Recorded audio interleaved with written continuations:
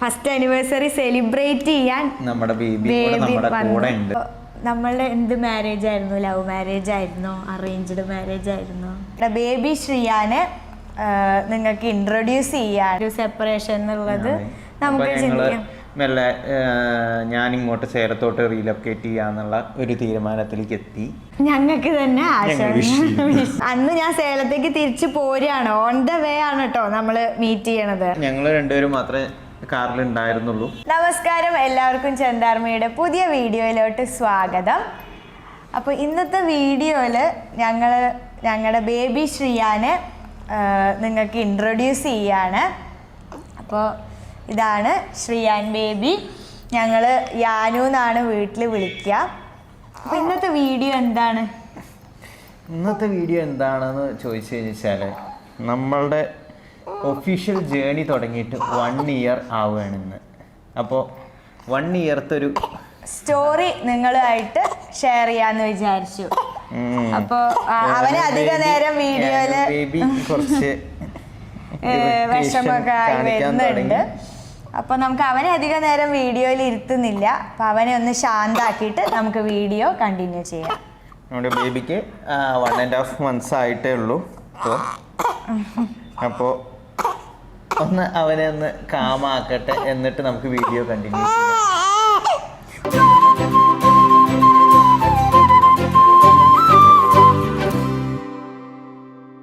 അപ്പോൾ നമ്മൾ യാനുവിനെ കൊണ്ടുപോയി ഉറക്കി. ഇനി നമുക്ക് വീഡിയോ കണ്ടിന്യൂ ചെയ്യാം. അപ്പോൾ നമ്മളെന്ന് പറഞ്ഞ പോലെ തന്നെ നമ്മളുടെ ഒരു 1 ഇയർ ജേർണിയുടെ ആ ഒരു സ്റ്റോറി, നമ്മളെങ്ങനെ മീറ്റ് ചെയ്തു, എങ്ങനെ അത് വെഡ്ഡിങ്ങിലേക്ക് എത്തി, അങ്ങനെ അതേപോലെ തന്നെ ഈ ഒരു 1 ഇയറിൽ ഉണ്ടായ നമ്മുടെ ഒരു സ്റ്റോറി, അത് നിങ്ങളായിട്ട് ഷെയർ ചെയ്യാനാണ് ഇന്ന് വീഡിയോ നമ്മൾ ചെയ്യുന്നത്. അധികം ആർക്കും ഞങ്ങളുടെ സ്റ്റോറി, ഈവൻ ഫാമിലിയിലാണെങ്കിലും നമ്മൾ അങ്ങനെ അധികം ആർക്കും അറിയുണ്ടാവില്ല അല്ലേ, അല്ലെങ്കിൽ നമ്മൾ ഷെയർ ചെയ്തിട്ടില്ല. അങ്ങനെ എല്ലാവർക്കും ഒരു ഇതുള്ളതാണ്, ഡൗട്ട് ഉള്ളതാണ്, ഇത് ലവ് മാരേജ് ആണോ അറേഞ്ച്ഡ് മാരേജ് ആണോ എന്നൊക്കെ നമ്മുടെ ഫാമിലിയുടെ അകത്ത് തന്നെ ആൾക്കാർക്ക് ഡൗട്ട്ഫുൾ ആയിട്ടുള്ളൊരു കാര്യമാണ്. അപ്പോൾ നമ്മൾ ആരുടെ അടുത്തും നമ്മൾ എങ്ങനെ മീറ്റ് ചെയ്തു, എങ്ങനെയാണ് നമ്മൾ മാരേജിലോട്ട് എത്തിയത്, അങ്ങനത്തെ കാര്യങ്ങളൊന്നും അധികം ആർക്കും അറിയില്ല. അപ്പോൾ ഇത് നമ്മൾ എന്ത് വിചാരിച്ചിട്ടുണ്ടായിരുന്നു വെച്ചാൽ, ഇതേപോലെ നമ്മുടെ ഒരു 1 ഇയർ ആനിവേഴ്സറി അല്ലേ വരുന്ന സമയത്ത് ഇത് നമുക്കൊരു വീഡിയോ ആയിട്ട് ചെയ്യാമെന്ന് വെച്ചിട്ടുണ്ടായിരുന്നു. അപ്പോൾ ആരാണ് സ്റ്റോറി സ്റ്റാർട്ട് ചെയ്യുന്നത്? സ്റ്റോറി പറയാൻ നല്ലതായ ഇഷ്യൂ തന്നെയാണ്, അങ്ങനെയൊന്നുമില്ല. പക്ഷെ നിങ്ങൾ വിചാരിക്കുന്ന പോലെ ഭയങ്കര സംഭവബഹുലമായ ഒരു സ്റ്റോറി ഒന്നുമല്ല, ഒരു നോർമൽ സ്റ്റോറി. അതെ, അപ്പോൾ എക്സ്ട്രാഓർഡിനറി ആയിട്ടുള്ളതൊന്നുമല്ല. അപ്പോൾ നമ്മളുടെ എന്ത് മാരേജ് ആയിരുന്നു? ലവ് മാരേജ് ആയിരുന്നോ അറേഞ്ച്ഡ് മാരേജ് ആയിരുന്നോ? എന്തായിരുന്നു? ലവ് മാരേജ് ആയിരുന്നു. അല്ല, നമ്മുടെ ഒരു അറേഞ്ച്ഡ് മാരേജ് ആയിരുന്നു. ശരിക്കും പറഞ്ഞാൽ ഒരു കംപ്ലീറ്റ് അറേഞ്ച്ഡ് മാരേജ് തന്നെയായിരുന്നു. മാട്രിമോണി വഴി എൻ്റെ അമ്മയാണ് ഫസ്റ്റ് ഏട്ടൻ്റെ പ്രൊഫൈല് കാണുന്നത്. കണ്ടിട്ട് ഇപ്പോൾ പാരൻസിൻ്റെ വക ഒരു സോർട്ടിങ് ഉണ്ടാവുമല്ലോ, അങ്ങനെ എനിക്ക് ആ പ്രൊഫൈൽ അമ്മ അയച്ചു തന്നു. അപ്പം ഞാൻ ഇപ്പോഴത്തെ കാലത്ത് നമുക്ക് കമ്മ്യൂണിക്കേഷൻ എളുപ്പമായതുകൊണ്ട് തന്നെ എനിക്കൊന്ന് സംസാരിക്കണം, നമ്മൾ വെറുതെ ഒരു പെണ്ണ് കാണലോ അങ്ങനെയൊക്കെ എത്തിച്ചിട്ട് പിന്നെ എനിക്കെന്തോ അതിനോട് വലിയ താല്പര്യം ഉണ്ടായിരുന്നില്ല. ഒരു പെണ്ണ് കാണൽ കൺസെപ്റ്റിനോട് എനിക്കൊരു താല്പര്യം ഉണ്ടായിരുന്നില്ല. അപ്പോൾ ഒന്ന് വിളിച്ച് സംസാരിച്ചിട്ട് എനിക്ക് ഓക്കെ ആണ് എന്ന് തോന്നുകയാണെങ്കിൽ മതിയല്ലോ, ഫർദർ പ്രൊസീഡിങ് എന്നായിരുന്നു എൻ്റെ ഒരു മനസ്സിൽ. അങ്ങനെ ഞാനത് അമ്മയുടെ അടുത്ത് പറഞ്ഞു. പിന്നെ അമ്മ അത് ഏട്ടൻ്റെ ഫാദറായിട്ട് കമ്മ്യൂണിക്കേറ്റ് ചെയ്തു.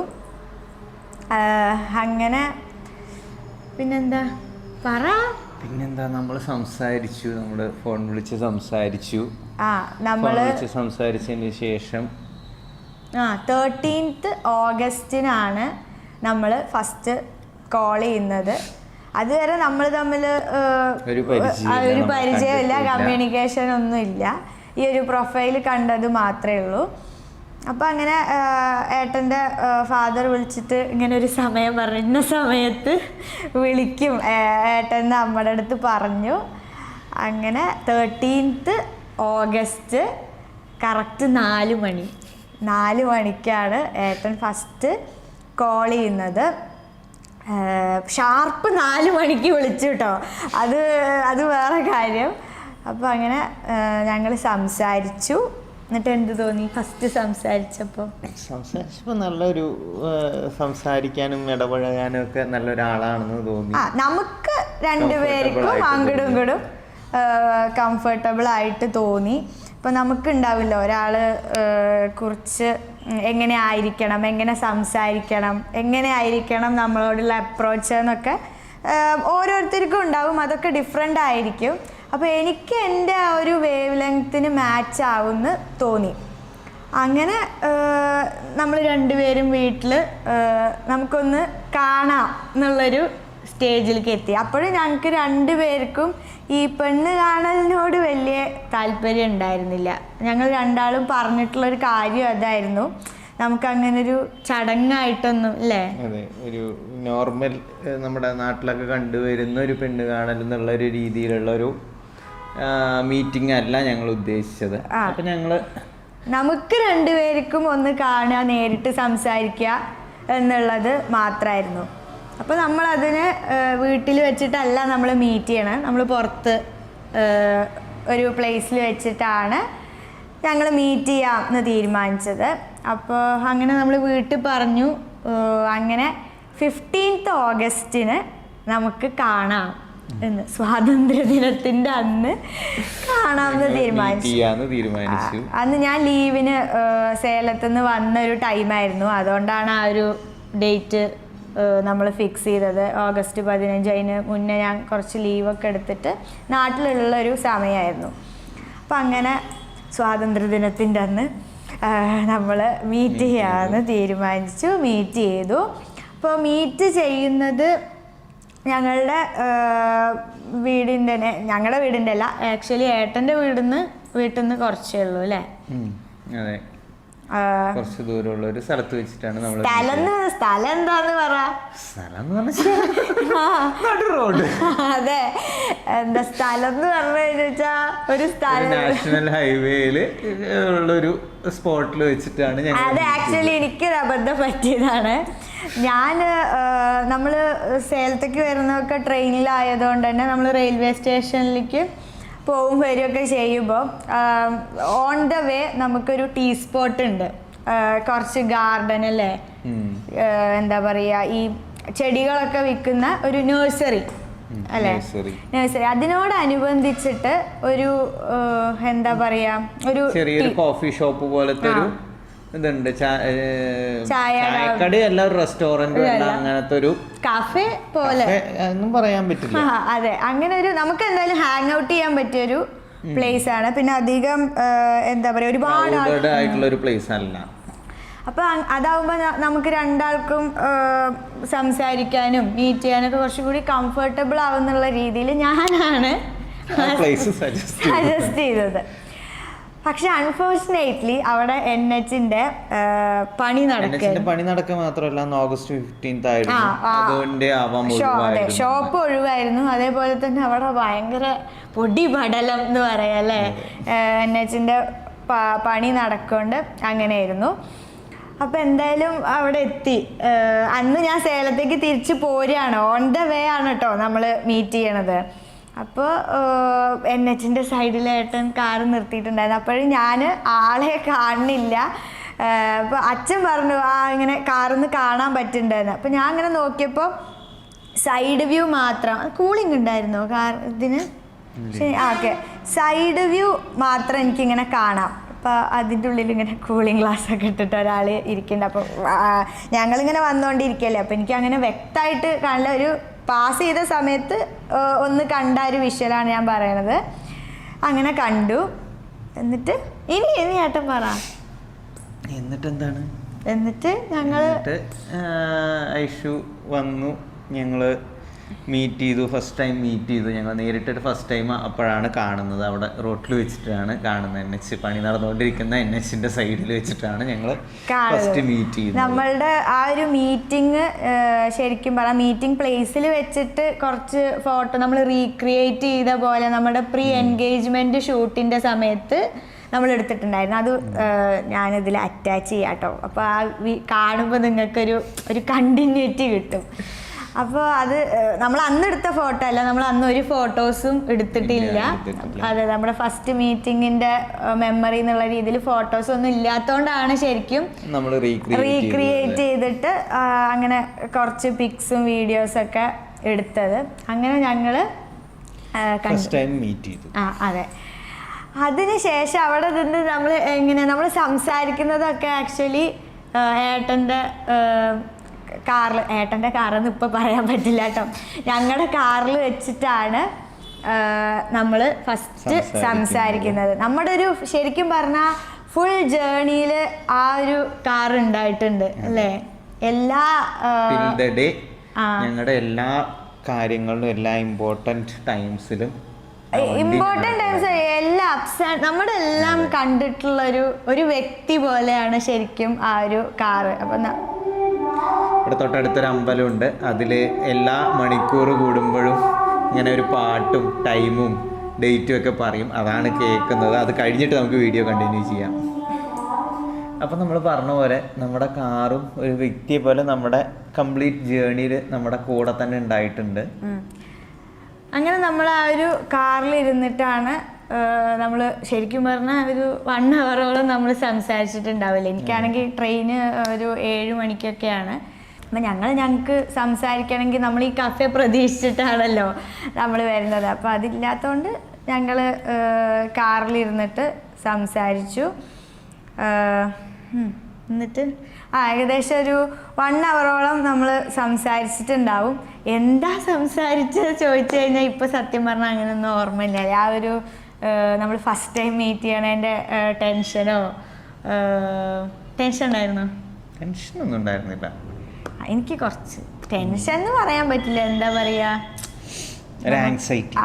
അങ്ങനെ ഒരു ഇതാവുകൊണ്ട് എനിക്ക് എന്തൊക്കെ സംസാരിച്ചു എന്നൊന്നും കൃത്യമായിട്ട് ഓർമ്മയില്ല. പക്ഷെ എന്നാലും നമ്മൾ നമ്മുടെ കാര്യങ്ങളൊക്കെ അല്ലേ, എങ്ങനെയാണ് നമ്മൾ മാച്ച് ആവുക എന്നൊക്കെ ഉള്ളൊരു ഇത് നമുക്ക് ആ ഒരു ശരിക്കും നമുക്ക് ആ ഒരു സംസാരത്തിൽ നിന്ന് കിട്ടും. ഒരാളെ ഫസ്റ്റ് മീറ്റ് ചെയ്യുമ്പോൾ നമുക്കൊരു സംസാരിക്കാനുള്ള സ്പേസ് കിട്ടിക്കഴിഞ്ഞാലേ. അപ്പോൾ നമ്മളങ്ങനെ ഫസ്റ്റ് ടൈം മീറ്റ് ചെയ്ത് സംസാരിച്ച് നമുക്ക് തമ്മിൽ ഒരു കോമ്പാക്റ്റബിലിറ്റി എത്രത്തോളം ഉണ്ടെന്ന് 100% ഒന്നും ഒറ്റ മീറ്റിങ്ങിലൊന്നും മനസ്സിലാവില്ല. ബട്ട് ഒരു പരിധി വരെ നമുക്ക് സംസാരിക്കുന്നതിൽ നിന്നും ആളെ മനസ്സിലാക്കിയെടുക്കാൻ പറ്റുമല്ലോ. അതേപോലെ ഞങ്ങൾ ഫസ്റ്റ് ടൈം മീറ്റ് ചെയ്ത് സംസാരിച്ചു. ഞങ്ങൾക്ക് തമ്മിൽ ഓക്കെ ആണെന്ന് തോന്നി. ഇപ്പം നമുക്ക് എങ്ങനെ ഇപ്പോൾ ഈ ഫസ്റ്റ് മീറ്റിൽ തന്നെ ഓക്കെ പറയാതൊന്നും അറിയില്ല. പക്ഷെ ഞങ്ങളുടെ കേസിൽ ശരിക്കും പറഞ്ഞാൽ ആ ഒരു ഓക്കെ പറയല് ഞങ്ങൾ രണ്ടുപേരും മാത്രമേ കാറിൽ ഉണ്ടായിരുന്നുള്ളൂ. മീറ്റ് ചെയ്ത് സംസാരിച്ച് ഞങ്ങൾ രണ്ടുപേരും ഓക്കെ പറഞ്ഞ് കല്യാണത്തിന്റെ കാര്യം വരെ സംസാരിച്ചിട്ടാണ് ഞങ്ങളെ കാറിന്ന് ശരിക്കും ഇറങ്ങുന്നത്. അതാണ് ഞാൻ പറയുന്നത്, ഫസ്റ്റ് മീറ്റിൽ തന്നെ നമുക്ക് ഇത്രയും വേഗം ഒരാൾ ഓക്കെ പറയാൻ പറ്റുമോ അതൊന്നും അറിയില്ല. ഞാൻ സത്യം പറഞ്ഞ ഈ ലവ് അറ്റ് ഫസ്റ്റ് സൈറ്റ് എന്നൊക്കെ അല്ലേ പറയുന്നത് കേട്ടിട്ടേ ഉള്ളൂ. പക്ഷെ ഞങ്ങളുടെ കാര്യത്തിൽ അത് ഏറെക്കുറെ നല്ല കംപ്ലീറ്റ്ലി അങ്ങനെ ആയിരുന്നു.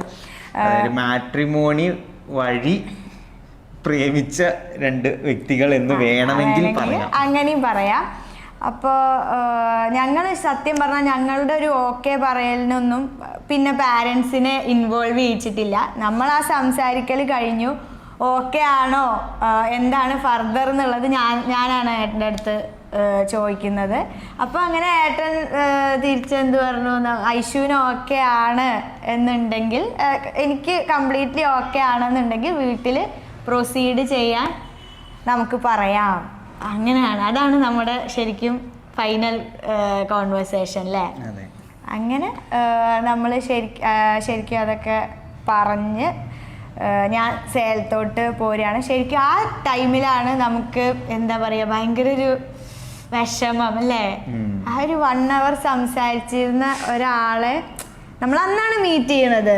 ആ ഒരൊറ്റ സംസാരം നമ്മൾക്കിടയിൽ ഉണ്ടായിട്ടുള്ളൂ. അപ്പം എന്നിട്ട് നമുക്ക് ഇങ്ങനെ വിട്ടു പോകുമ്പോൾ ഭയങ്കര വിഷമായിരുന്നു. അന്ന് തുടങ്ങിയ എന്താണ് ഒരു യാത്രയാണ്. ഇപ്പോൾ കല്യാണം കഴിഞ്ഞിട്ട് 1 ഇയർ ആനിവേഴ്സറി ആണ്. അതെ, അതിൻ്റെ ഇടയിൽ നമുക്ക് ഇരട്ടി ഹാപ്പിനെസ് ആയിട്ട് നമ്മുടെ ബേബി കൂടി വന്നു. അതിലേക്കൊക്കെ നമ്മൾ എത്താം. അപ്പം അത് കഴിഞ്ഞു. പിന്നെ അന്ന് മുതലാണ് നമ്മൾ ചാറ്റിങ് സംസാരിക്കാൻ നമുക്ക് തുടങ്ങിയത്. നമ്മൾ നേരത്തെ ഒരു തവണ സംസാരിച്ചിട്ടുണ്ടായിരുന്നു, മീറ്റ് ചെയ്യണതിന് മുന്നേ ഒരു തവണ കോൾ ചെയ്തിട്ടുണ്ടായിരുന്നു. പിന്നെ എല്ലാം തമ്മിൽ സംസാരിക്കുന്നത് പാരൻസ് ആണ്.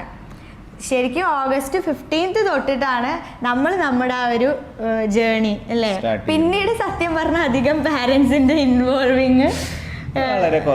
ഇൻവോൾവ്മെന്റ് വളരെ കുറവായിരുന്നു. എന്നിട്ട് പിന്നെ ഞാൻ നാട്ടിലേക്ക് ഓണം ലീവിനാണ് വരുന്നത് അല്ലേ. ആ ഒരു മീറ്റ് കഴിഞ്ഞിട്ട് ഞാൻ തിരിച്ച് നാട്ടിലേക്ക് ഒരു ഓണം ടൈമിലാണ് വരുന്നത്.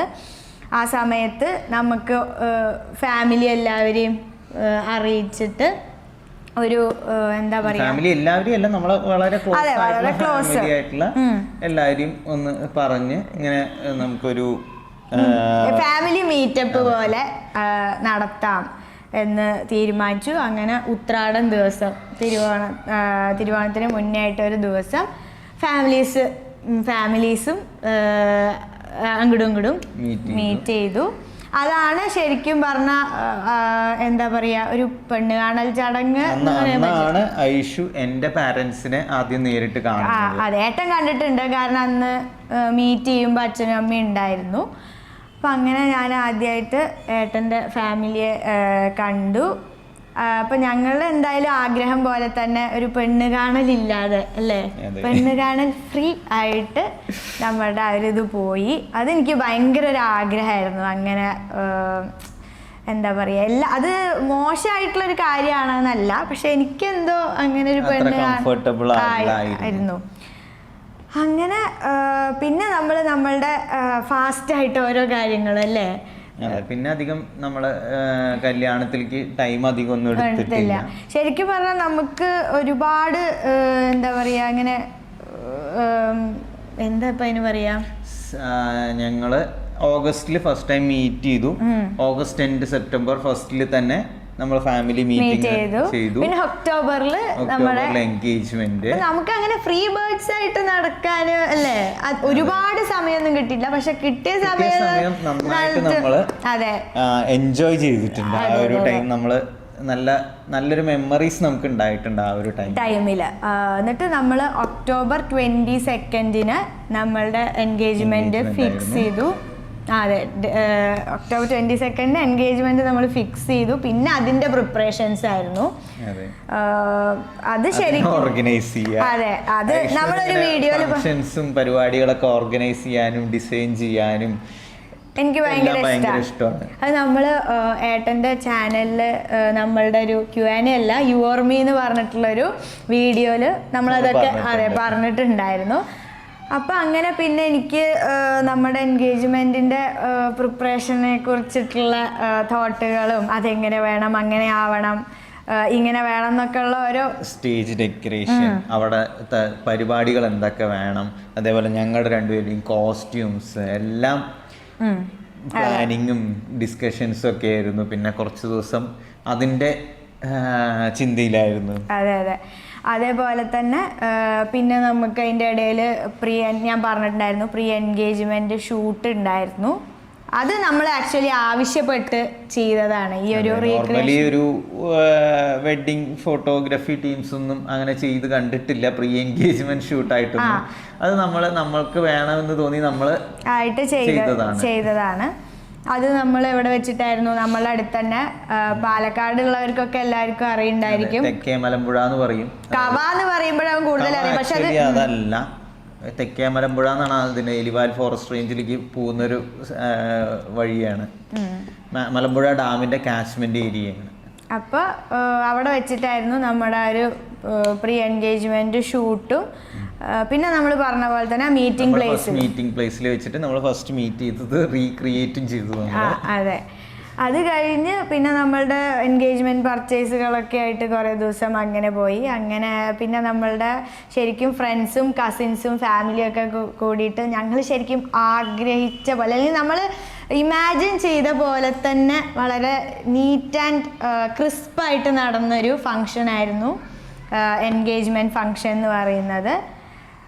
അതിലെടുത്ത് പറയേണ്ട കാര്യം എൻ്റെ ഫ്രണ്ട്സിൻ്റെ ഇൻവോൾവ്മെൻ്റ് ആണ്.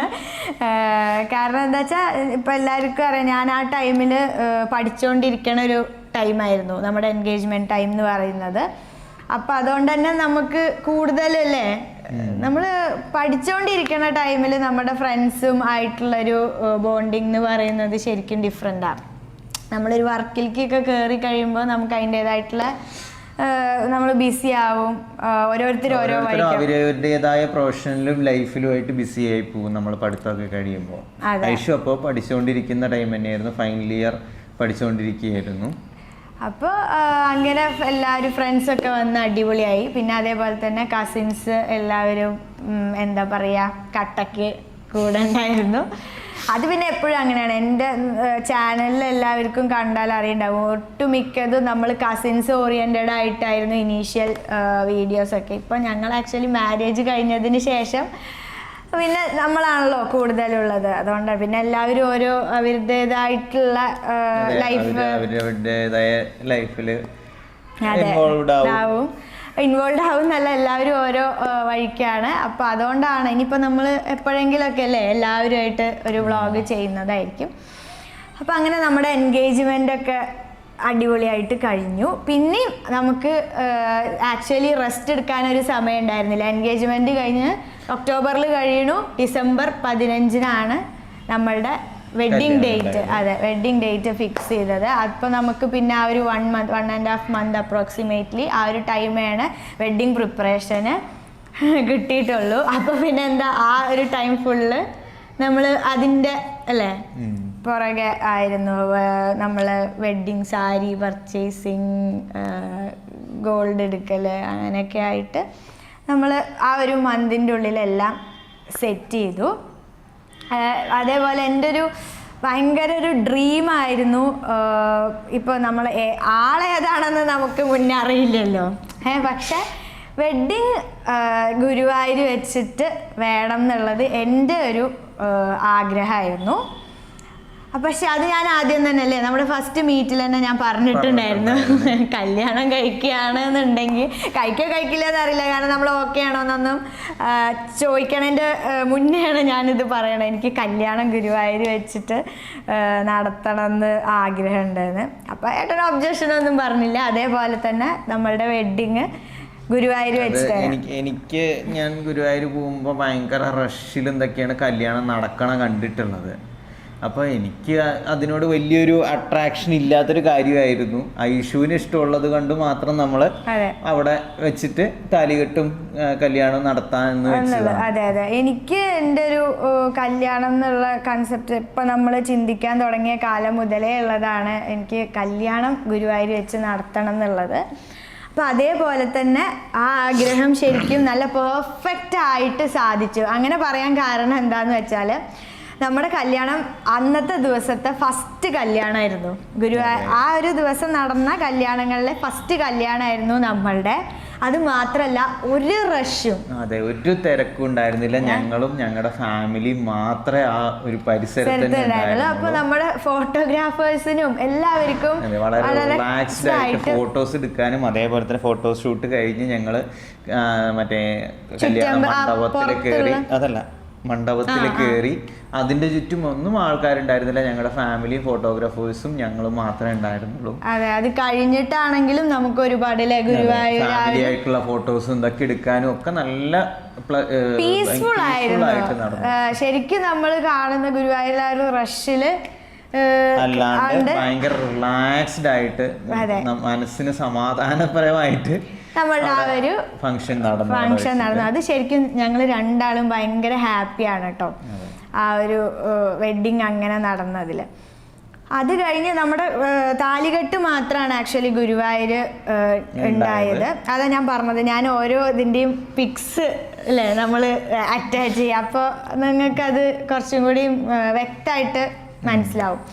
അപ്പോൾ നമ്മളുടെ ആ ഒരു താലികെട്ടൽ ഗുരുവായൂർ കഴിഞ്ഞതിന് ശേഷം അന്ന് തന്നെ നേരത്തെ ആയിരുന്നല്ലോ, പുലർച്ചെയായിരുന്നു, ഏർലി മോർണിംഗ് ആയിരുന്നു ഞങ്ങളുടെ താലികെട്ട് ഗുരുവായൂർ വെച്ചിട്ട്. അത് കഴിഞ്ഞിട്ട് നമ്മൾ അവിടുന്ന് നമ്മളുടെ എൻ്റെ വീടിൻ്റെ അടുത്തുള്ള ശ്രീകൃഷ്ണപുരത്തെ ഓഡിറ്റോറിയത്തിൽ വെച്ചിട്ടാണ് നമ്മളുടെ ഫർദർ ഫംഗ്ഷൻ ആയിട്ടുള്ള എല്ലാവരെയും വിളിച്ച്, ഗുരുവായൂർക്ക് ആകെ ക്ലോസ് ഫാമിലി മാത്രമേ ഉണ്ടായിരുന്നുള്ളൂ, ബാക്കി എല്ലാവരെയും വിളിച്ചിട്ടുള്ള ഫംഗ്ഷൻ നടന്നത് ശ്രീകൃഷ്ണപുരത്ത് ഒരു കല്യാണ മണ്ഡപത്തിൽ വെച്ചിട്ടാണ് നടന്നത്. അപ്പൊ ഞങ്ങള് അവിടുന്ന് ഏർലി മോർണിംഗ് താലികെട്ട് എന്തൊക്കെ കഴിഞ്ഞ് തിരിച്ചിങ്ങോട്ട് ഡ്രൈവ് ചെയ്ത് വന്ന് അവിടെ വെച്ചിട്ടാണ് ബാക്കി പരിപാടികൾ, ബാക്കി ഫംഗ്ഷൻ ആയിട്ട് നടന്നത്. അതെ, അപ്പൊ അതും അതിന്റെ പ്രിപ്പറേഷനും ശരിക്കും പറഞ്ഞു കഴിഞ്ഞാൽ എന്താ പറയാ, ഭയങ്കര നമുക്കൊരു കൺസെപ്റ്റ് ഉണ്ടായിരുന്നു, ഇങ്ങനെ വേണം നമ്മളുടെ ഒരു സ്റ്റേജിങ്, നമുക്കൊരു വിഷൻ അല്ലേ, ഇങ്ങനെ നമുക്കെന്ന് ഞാൻ പറയുന്നില്ല, എനിക്കൊരു വിഷൻ ഉണ്ടായിരുന്നു, ഇങ്ങനെ വേണം നമ്മളുടെ ആ ഒരു സ്റ്റേജ് ഇങ്ങനെ ആയിരിക്കണം, എൻട്രി ഇങ്ങനെ ആയിരിക്കണം, അതൊക്കെ എന്താ പറയുക നമ്മൾ വിചാരിച്ച പോലെ തന്നെ നടന്നിട്ടുണ്ട്. പിന്നെ കല്യാണത്തിന് ആക്ച്വലി മുന്നേ നമ്മളുടെ ഹൽദി മെഹന്തി ആക്ച്വലി ഒരു 1 വീക്ക് പ്രോഗ്രാം ഉണ്ടായിരുന്നു. പഴയ കാലത്തെ കല്യാണങ്ങൾ പോലെ മൾട്ടിപ്പിൾ ഡേയ്സിൽ ഇപ്പൊ എല്ലായിടത്തും ഉണ്ട്. ഹൽദി മെഹന്തി ഒക്കെ ഓൾമോസ്റ്റ് എല്ലാവരും ഇപ്പൊ ആഘോഷിക്കാറുണ്ട്. അപ്പൊ കൂടെ നമ്മളുടെ ഈ ദക്ഷിണ കൊടുക്കുന്ന ചടങ്ങ് അത് ഇതെന്നൊക്കെ പറഞ്ഞ് ആക്ച്വലി ഒരു 1 വീക്ക്. പിന്നെ പറയണ്ടല്ലോ, നമുക്ക് ഓഫ് കോഴ്സ് ഫോട്ടോഷൂട്ടുകൾ ഉണ്ടായിരിക്കും. പ്രീ വെഡിങ് ഷൂട്ടൊക്കെ നമ്മൾ നവംബറിൽ തന്നെ അല്ലേ കഴിഞ്ഞിട്ടുണ്ടായിരുന്നു. നവംബറിൽ തന്നെ പ്രീ വെഡിങ് കഴിഞ്ഞിട്ടുണ്ട്. ഉത്രാളിക്കാവ് പിന്നെ ഡിസംബറിൽ ഷൂട്ട് ഉണ്ടായിരുന്നു. അത് പക്ഷെ നമ്മുടെ ഈ ടെമ്പിൾ ക്ലോസ് ആയിട്ടുള്ള ലൊക്കേഷൻസിൽ വെച്ചിട്ടുള്ള ഷൂട്ടുകൾ ഉണ്ടായിരുന്നു. നമ്മുടെ പ്രീ വെഡിങ് ഷൂട്ട് ഉണ്ടായത് ഉത്രാളിക്കാവ് അമ്പലത്തിൽ വെച്ച്, ആ ഒരു അമ്പലത്തിൽ വെച്ചിട്ടല്ല, അതിന്റെ ആ ഒരു അമ്പലത്തിന്റെ സറൗണ്ടിങ്സിൽ വെച്ചിട്ടാണ് പ്രീ വെഡിങ് ഉണ്ടായത്. അത് ഞങ്ങൾ നവംബറിൽ തന്നെ തീർത്തുവരുന്നു. അപ്പൊ അതൊക്കെ കഴിഞ്ഞ് അങ്ങനെ നമ്മളുടെ ആ ഒരു വെഡ്ഡിങ്ങും നമ്മൾ ഉദ്ദേശിച്ച പോലെ തന്നെ നമ്മളുടെ ഫാമിലി എന്ന് പറയാൻ പറ്റില്ല, അത് ശരിക്കും ഒരു എന്താ പറയാ, ഒരുപാട് ആൾക്കാരുള്ളൊരു ഇവന്റ് ആയിരുന്നു. അങ്ങനെ അത് കഴിഞ്ഞു. പിന്നെ നമ്മളുടെ റിസപ്ഷൻ എന്ന് പറയുന്നത് നെക്സ്റ്റ് ഡേ അല്ല അല്ലേ, നെക്സ്റ്റ് ഡേ 2 days കഴിഞ്ഞു. അതും ഞങ്ങള് എന്താ പറയാ നമ്മളുടെ ഒരു ആവശ്യമായിരുന്നു. കാരണം എന്താ വെച്ചാൽ ഗുരുവായൂർ വെച്ചിട്ടാണ് വെഡിങ്, അത് കഴിഞ്ഞ് ട്രാവൽ ചെയ്ത് ഫംഗ്ഷൻ അത് കഴിഞ്ഞ് ഈവനിങ് തന്നെ റിസപ്ഷനും കൂടെ വെക്കിയ കുറച്ച് ഞങ്ങള് ഭയങ്കരമായിട്ട് ടയർഡായി പോകും. ഞങ്ങള് മാത്രല്ല ഫാമിലി നന്നായി ടയർഡായി പോകും. അപ്പൊ ഞങ്ങള് നേരത്തെ തന്നെ പ്ലാൻ ചെയ്തിട്ടുണ്ടായിരുന്നു, വെഡിങ് ഡേ അല്ലാണ്ട് 1-2 ദിവസം കഴിഞ്ഞിട്ട് റിസപ്ഷൻ നടത്താന്നുള്ളത് വെച്ചിട്ടുണ്ടായിരുന്നു. അപ്പോൾ അത് ഏട്ടൻ്റെ അവിടുത്തെ ഓഡിറ്റോറിയത്തിൽ വെച്ചിട്ട് നമ്മളുടെ റിസപ്ഷനും നല്ല ഭംഗിയായിട്ട് വിചാരിച്ച പോലെ തന്നെ നമ്മൾ നടത്തി. അപ്പോൾ കല്യാണം കഴിഞ്ഞിട്ട് ഓൾമോസ്റ്റ് ഒരു 10 days ഒക്കെയാണ് ഐഷു നാട്ടിലുണ്ടായത്. അത് കഴിഞ്ഞിട്ട് ഐഷു ഇവിടെ റീജോയിൻ ചെയ്യാൻ വേണ്ടിയിട്ട് തിരിച്ചിങ്ങോട്ട് സേലത്തോട്ട് പോകുന്നു. അത് ഭയങ്കര ഒരു ടഫ് ടൈമായിരുന്നു ഞങ്ങൾക്ക്. കാരണം കല്യാണം കഴിഞ്ഞ് പെട്ടെന്ന് തന്നെ ഒരു സെപ്പറേഷൻ എന്നുള്ളത് നമുക്ക് ചിന്തിക്കാം. മെല്ലെ ഞാനിങ്ങോട്ട് സേലത്തോട്ട് റീലൊക്കേറ്റ് ചെയ്യാന്നുള്ള ഒരു തീരുമാനത്തിലേക്ക് എത്തി. കാരണം വർക്കും കാര്യമൊക്കെ ഓൺലൈൻ ആണെങ്കിലും നടക്കും. അപ്പോൾ നമ്മൾ ഇങ്ങോട്ട് റീലൊക്കേറ്റ് ചെയ്യാന്ന് പറഞ്ഞ് ഒരു ദിവസം വന്ന് ഇവിടെ വീടൊക്കെ നോക്കി. ആദ്യം നമ്മൾ എടുത്തത് ഈ വീടല്ല, ഇപ്പം നമ്മൾ താമസിക്കുന്ന സേലത്തെ വീടല്ല. അപ്പോൾ നമ്മൾ വേറൊരു ചെറിയ ഒരു വീടാണ് എടുത്തത്.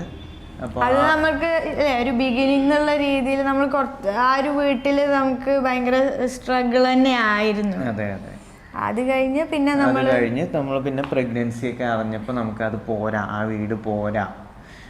കാരണം ആരെങ്കിലും ഫാമിലിയിലും നമുക്ക് വന്ന് നിൽക്കുക, അച്ഛനമ്മ ആരെങ്കിലും ഒക്കെ വരുമ്പോൾ നമുക്ക് ആ ഒരു സ്പേസ് ഇനഫായിട്ട് തോന്നിയില്ല. അതെ. അപ്പോൾ പിന്നെ നമ്മളൊരു ഒരാഴ്ചത്തോളം ഈ പ്രഗ്നൻസി അറിഞ്ഞ് 1-1.5 ആഴ്ചത്തോളം ഹൗസ് ഹണ്ടിങ് തന്നെയായിരുന്നു. ശരിക്കും ഹൗസ് ഹണ്ടിങ് തന്നെ പറയണം. ഞാൻ കോളേജിൽ പോവും, ഞാൻ വീടുകൾ നോക്കി ഓരോരുത്തരെ പരിചയമുള്ള സേലത്തെ കുറച്ച് ആൾക്കാരുമായിട്ട് കമ്മ്യൂണിക്കേറ്റ് ചെയ്ത് വീടുകൾ നോക്കലും കാര്യങ്ങളൊക്കെ എന്നിട്ട് നോക്കി ഐശ്വര്യം കൊണ്ടേ കാണിച്ചു കൊടുക്കുക അങ്ങനെയൊക്കെ ആയിരുന്നു. ഫസ്റ്റ് ഹൗസ് ഓണർ തന്നെയാണ് നമുക്ക് ഈ ഒരു ഇതിലോട്ടുള്ള നമ്മുടെ ബ്രോക്കറെ നമുക്ക് ആക്കി തന്നത് നമ്മുടെ പഴയ വീടിൻ്റെ ആൾ തന്നെയായിരുന്നു. എന്നിട്ട് നമുക്ക് ഈ വീട് കണ്ട് നമുക്ക് ഫസ്റ്റ് കണ്ടപ്പോൾ തന്നെ നമുക്ക് ഇത് ഓക്കെ ആയി. കാരണം എന്താ വെച്ചാൽ അത്രയും നമുക്ക് ഭയങ്കരമായിട്ട് ഇഷ്ടപ്പെട്ടൊരു വീടായിരുന്നു. സറൗണ്ടിങ് ആണെങ്കിലും ഓണേഴ്സ് ആണെങ്കിലും അല്ലേ, മൊത്തത്തിലുള്ള ഏരിയ ആണെങ്കിലും നമുക്കൊരു ഹോംലി ഫീൽ തന്നെയായിരുന്നു. നമ്മുടെ നാട്ടിൽ നിന്ന് ഇവിടെ വന്ന് നിൽക്കുമ്പോൾ നാട്ടിലത്തെ ഫീല് കിട്ടുന്ന രീതിയിലുള്ളൊരു വീടായിട്ട് നമുക്ക് തോന്നി. അങ്ങനെ നമ്മളത് ഫിക്സ് ചെയ്ത് കൺസ്ട്രക്ഷൻ നടന്നുകൊണ്ടിരിക്കുകയായിരുന്നു. അത് വേറെ ഓൾമോസ്റ്റ് കംപ്ലീഷൻ സ്റ്റേജിലായിരുന്നു ഈ വീടിന്റെ കൺസ്ട്രക്ഷൻ. അതെ. അപ്പോൾ നമ്മൾ വീടിൻ്റെ ഓണേഴ്സുമായിട്ട് സംസാരിച്ചു. അപ്പോൾ അവരാണെങ്കിലും നമുക്കൊരു ഫാമിലി എന്നുള്ള രീതിയിൽ കംഫർട്ടബിൾ ആയിട്ട് സംസാരിക്കാനും ഇതിനൊക്കെ പറ്റുന്ന ആൾക്കാരുമാണ്. അപ്പോൾ അങ്ങനെ ആയപ്പോൾ നമുക്ക് ഭയങ്കരമായിട്ട് ഇഷ്ടപ്പെട്ടു ഈ വീട്. നെക്സ്റ്റ് ഡേനെ കൺഫേം ചെയ്തു, അഡ്വാൻസ് കൊടുത്തു. നമ്മൾ ഇങ്ങോട്ട് ഷിഫ്റ്റ് ചെയ്യാനുള്ള 1 വീക്ക് കഴിഞ്ഞിട്ടാവും. പക്ഷെ നമ്മളെല്ലാം 1 വീക്ക് കഴിഞ്ഞിട്ടില്ല, ആൾമോസ്റ്റ് ഒരു വീക്കിൻ്റെ അടുത്ത് നമുക്ക് വീടിൻ്റെ വർക്ക് കംപ്ലീഷന് വേണ്ടിയിട്ട് ടൈം എടുത്തു. കാരണം എന്താ വെച്ചാൽ ആൾമോസ്റ്റ് ഫിനിഷിങ് സ്റ്റേജിലായിരുന്നു വീടിൻ്റെ കൺസ്ട്രക്ഷൻ വർക്ക്. അപ്പോൾ അതൊക്കെ കംപ്ലീറ്റ് ചെയ്ത് പെട്ടെന്ന് തന്നെ നമ്മൾ ഇങ്ങോട്ട് ഷിഫ്റ്റ് ചെയ്യണം എന്ന് പറഞ്ഞതുകൊണ്ട് തന്നെ അവർ പെട്ടെന്ന് തന്നെ റെഡിയാക്കി തന്നു. നമ്മൾ വിത്തിൻ 1 വീക്ക് തന്നെ ഇങ്ങോട്ട് ഷിഫ്റ്റ് ചെയ്തു. അതെ. അങ്ങനെ പിന്നെ ഉള്ള ഒരു ജേർണി ആക്ച്വലി ഞങ്ങളുടെ കൂടുതൽ നാട്ടിൽ സ്പെൻഡ് ചെയ്തതിനെക്കാട്ടിലും നമ്മളെ കൂടുതൽ സേലത്താണ് നമ്മൾ ജേർണിയിൽ ടൈം സ്പെൻഡ് ചെയ്തിട്ടുണ്ട്.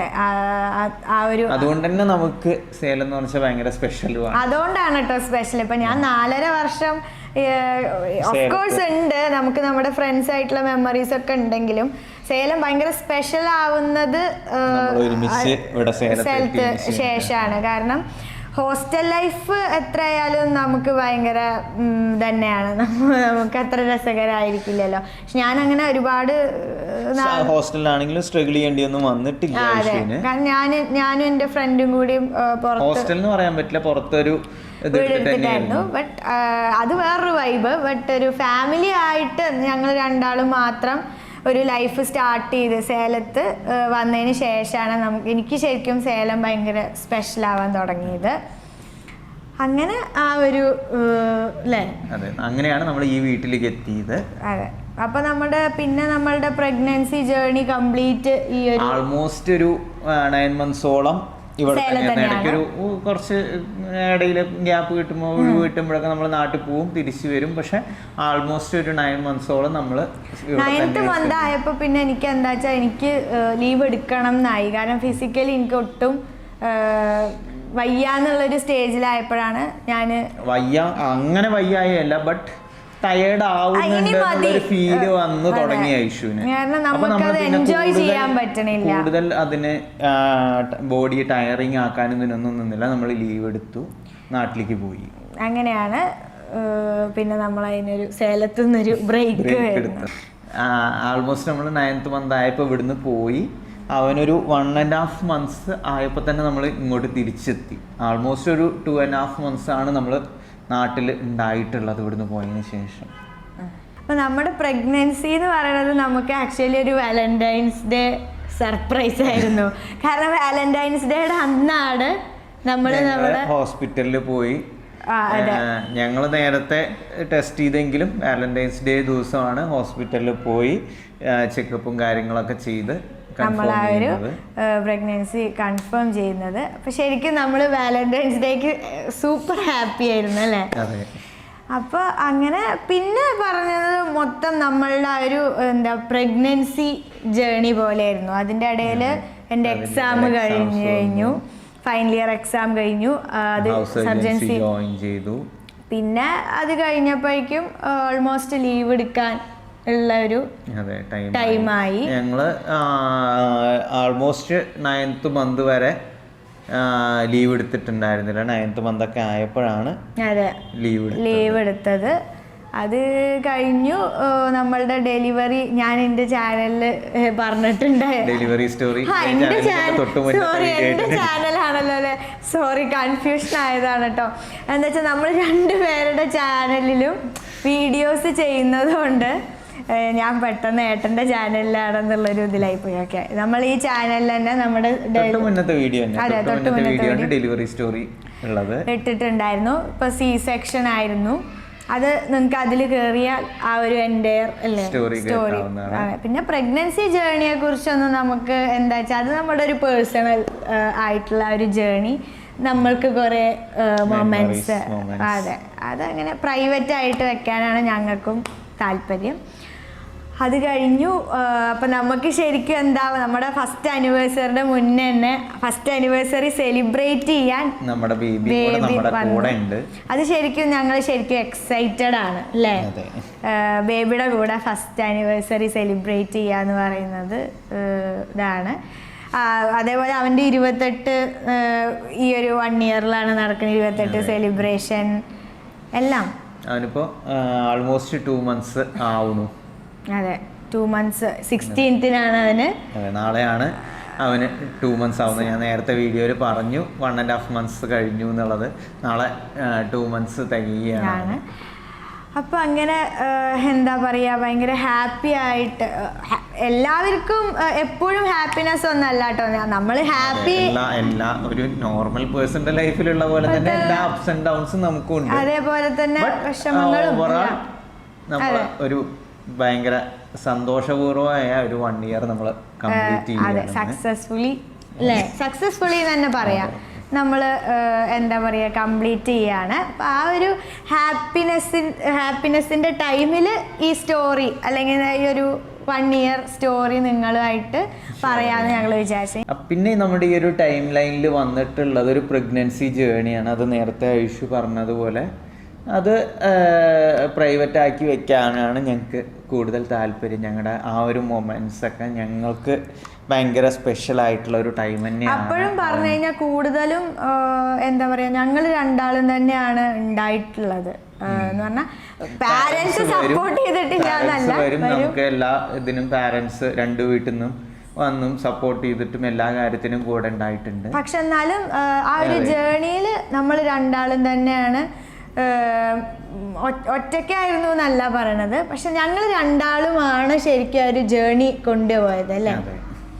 അത് എന്താ പറയാ, അത് ശരിക്കും ഭയങ്കര ഒരു സ്പെഷ്യൽ ആയിട്ട് നമുക്ക് ഭയങ്കര ഇതായിട്ടുള്ളൊരു ടൈം തന്നെയാണത്. നമുക്ക് കൂടുതൽ ആ ഒരു നമ്മൾ കെയർ ഏറ്റവും കൂടുതൽ ആഗ്രഹിക്കുന്ന ഒരു ടൈമാണത്. അപ്പം നമുക്ക് കംപ്ലീറ്റ് ആയിട്ട് നമ്മളുടെ ആ ഒരു പാർട്ട്ണർ നമ്മുടെ കൂടെ ഉണ്ടായിട്ട് നമ്മൾ ഒരുമിച്ച് ഉണ്ടാവുക എന്നുള്ളത് ശരിക്കും ഇമ്പോർട്ടൻ്റ് ആയിട്ടുള്ള കാര്യമായിരുന്നു. ലക്കിലി എനിക്ക് ആ ജേണി അങ്ങനെ തന്നെ കംപ്ലീറ്റ് ചെയ്യാൻ പറ്റി. അതൊക്കെ അല്ലേ ഭയങ്കര ഹാപ്പി ആയിട്ടുള്ള കാര്യം തന്നെയാണ്.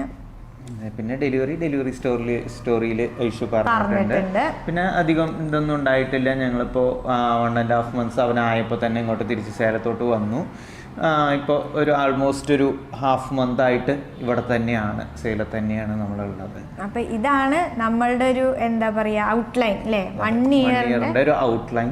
പിന്നെ എല്ലാ കാര്യവും നമുക്ക് അങ്ങനെ അത് പറഞ്ഞു കഴിഞ്ഞാൽ വീഡിയോയിൽ ഒതുങ്ങില്ല നമ്മൾ പറഞ്ഞു. നമ്മൾ എല്ലാ കാര്യങ്ങളും നമുക്ക് അങ്ങനെയല്ലേ നമ്മളുടെ മാത്രമായിട്ട് കുറെ മൊമെന്റ്സുകളുണ്ട്.